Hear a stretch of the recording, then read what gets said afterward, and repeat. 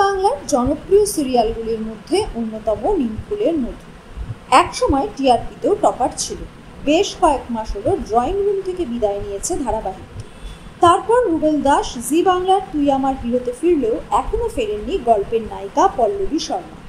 এমনিতেও একটি প্রজেক্ট শেষ হওয়ার পর বেশ কিছুদিন বিশ্রাম নেন তিনি। টেলিপাড়ার গুঞ্জন একটি নতুন ধারাবাহিকেই কামব্যাক করতে পারেন তিনি। বেশ কিছু নতুন ধারাবাহিকে তার আগমনের কথা শোনা যাচ্ছিল। এবার মুখ খুললেন পল্লবী। নিমফুলের মধু শেষ হওয়ার পর আপাতত তিনি নিজের সঙ্গেই সময় কাটাচ্ছেন। নিজের সাথে সময় কাটাতে খুব ভালোবাসেন, মাঝে মাঝে বেড়াতেও যান। এখন পরিস্থিতি ভালো নয়, তাও কিছুদিনের জন্য নেপাল বেড়াতে গেছিলেন। বাড়িতে একাই থাকেন, শুটিং নেই, তাই দাদা বৌদির বাড়িতে গেছিলেন কিছুদিনের জন্য। ভাইপো ভাইজিদের গরমের ছুটি চলছিল, পিসির সঙ্গে সময় কাটাতে তাদেরও দিব্যি লেগেছে। কবে আবার টেলিভিশনে ফিরবেন তিনি? পল্লবী বলেন, নিমফুলের মধু শেষ হওয়ার পর অনেকগুলো অফার এসছে, কিন্তু তিনি কিছুদিন বিশ্রাম নিতে চান। একবার শুটিং শুরু হলে শুটিংয়ের চাপ বাড়বে, তখন ছুটি পাওয়াও কঠিন হয়ে যায়। মানসিক স্বাস্থ্য বিঘ্নিত হয়, তাই একটু সময় নিচ্ছে, তবে খুব তাড়াতাড়ি পর্দায় দেখা যাবে তাকে। অপরদিকে জি বাংলার চিরদিনই তুমি যে আমার সিরিয়ালেও আসছে নতুন চমক।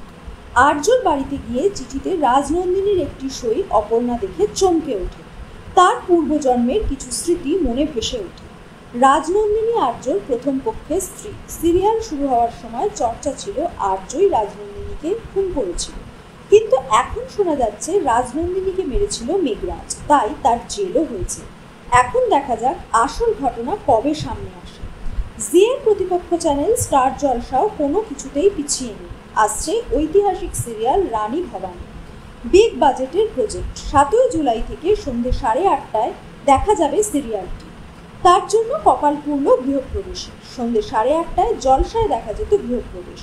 কয়েক মাস হলো শুরু হয়েছিল, টিআরপিতেও খারাপ ফল করেনি। গৃহপ্রবেশের আগমনে জি বাংলার কোন গোপনে মন ভেসেছে টিআরপি কমেছিল। তাহলে কি শেষ হয়ে যাবে গৃহপ্রবেশ, নাকি স্লট বদলাবে? সে বিষয়ে চ্যানেল কর্তৃপক্ষ কোনো ঘোষণা করেনি।